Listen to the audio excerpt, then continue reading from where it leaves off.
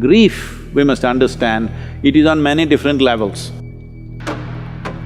Somebody close to them died somewhere, they will feel this because within the body there is a certain process.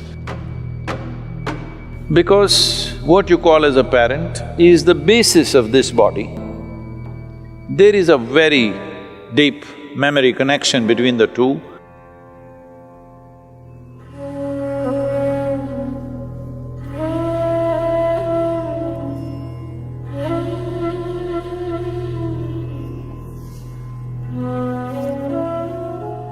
Death simply means somebody who was available to you is now absent, that's all. It is not because one life vanished, you're crying about it. It is just that somebody who was, filling a part of the collage for you is absent, so it leaves a hole in your life. Depending upon how close they were, accordingly it leaves that big a hole in your life. So, what you're battling with is not the death of a person, what you're battling with is the size of the hole they have left in your life. Suppose a faraway relative or a friend, somebody that you know, an acquaintance died, you feel bad for an hour and then you get back to normal. But somebody very close and dear to you passed away, now they've left a huge hole. So your problem is you trying to tend to this hole which is within yourself. This hole has happened essentially. Now what I say may sound little brutal for people who are in that situation, but one must understand this.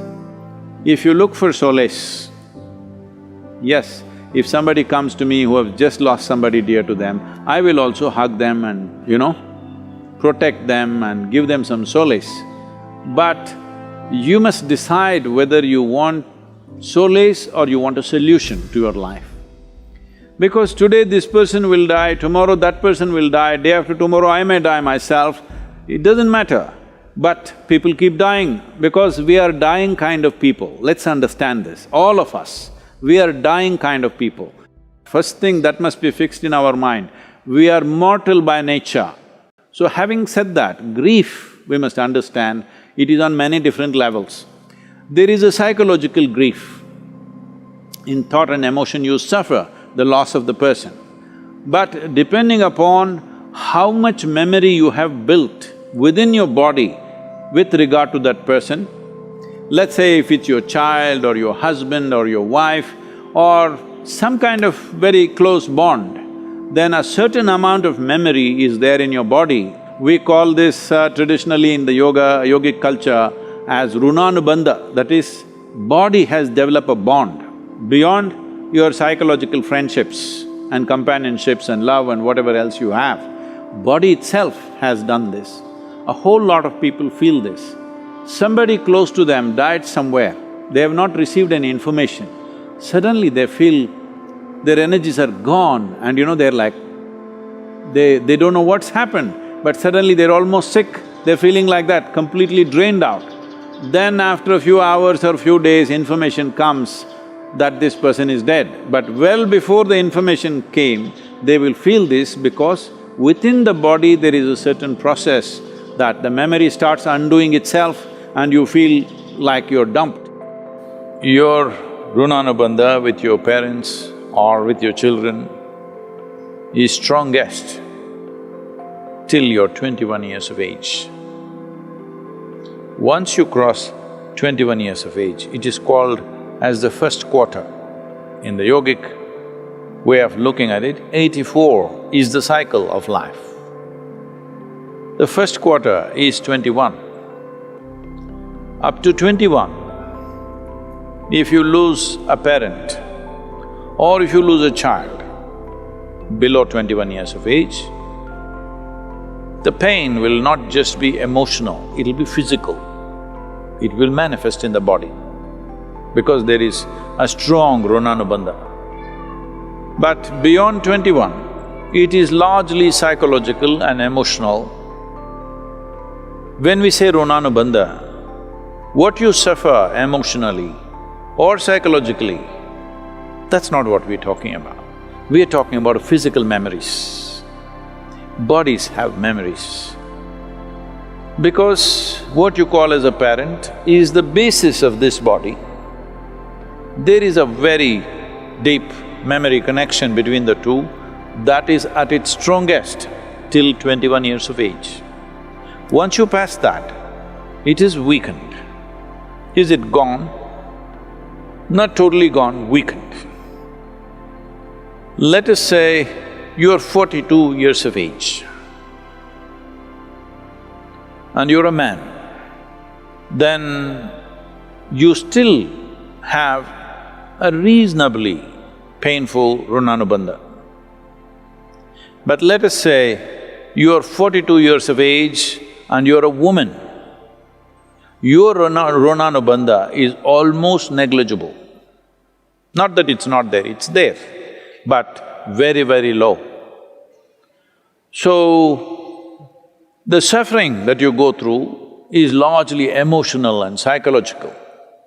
If you're psychologically very stable, emotionally balanced, you will see you will handle it quite effortlessly because there is no physical turmoil going on in the system. But the same thing, if they lose their husband, that Runanubandha is physically painful because that is a different type of Runanubandha. A child below 7.5 years of age doesn't have much Runanubandha. The mother and father may have enormous Runanubandha, but on the other side, there is not much Runanubandha. This is not just for psychological reasons. A child below 7.5 years of age doesn't suffer much, doesn't go through the turmoil physically. May suffer because of not being taken care of and those kind of situations if they are there. I don't want to go into the detailed mechanics of what it is, but if you are over 42 years of age and you are a woman and you lost a parent, this is why in this culture, women are not required to do karmas. Karma is done for the dead, not so much for you. But if you're below 21 years of age, it's very, very important you do it because it's both for the dead and for you. It's very important for you because the person who died, whatever happens, happens. But your life can be in a constant turmoil because there is a physical memory which torments you at a different level. Even if you're mentally stable, emotionally very balanced, still there is a certain torment going within you. For this, there are yogic processes with which you can rejuvenate the system. There's a whole system of things to do. Here at the yoga center, we've kept it very alive. For people who lose their loved ones, we do certain processes so that the physical memory is taken away. Once the physical memory is taken away, the psychological suffering can be dealt with by the individual person much more easily. How to perform karmas and kriyas for dead if you are not able to physically do something?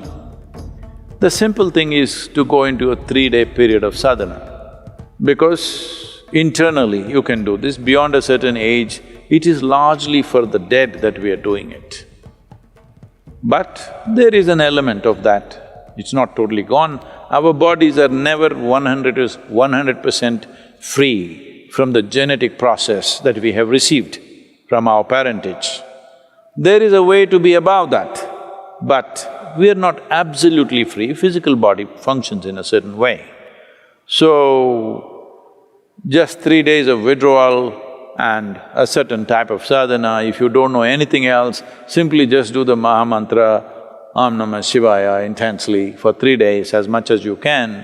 A minimum of 4.5 hours a day if you do this, you don't have to really bother about that because it's also nice to withdraw, it's a sensitive time, but now deaths and funerals and what happens post-death is all become a social nonsense that you have to have people at home, you have to serve them drink, you have to serve them food. This… in the Western countries it's become a big thing, even in India, certain kind of thing is building up. It's best that you just withdraw from society and nonsense and spend some private time when somebody significant in your life passes away. It's important that you withdraw and do something with yourself rather than simply trying to run the social thing like a distraction.